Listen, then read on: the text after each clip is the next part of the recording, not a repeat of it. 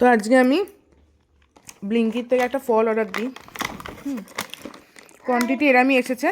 দাঁড়াও দাঁড়াও, দেবো দেবো, তুমি ওগুলো নাও, ওগুলো নাও। ওই যে ব্যাগের মধ্যে কী আছে দেখো তো, বার করো, যাও। দেবো দেবো। তো আমার মেয়েটা জ্বালাচ্ছে, যাই হোক।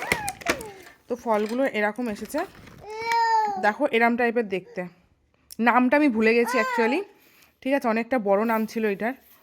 কিন্তু অনেক দিন ধরে আমি খাবো খাবো ভাবছিলাম, কারণ আমি দেখেছিলাম ভিডিওতে অনেক, এটা গ্রাম সাইডে বেশি। দাঁড়াও না, এনে আটকে দিন, নাহলে আবার সব করে দেবে না।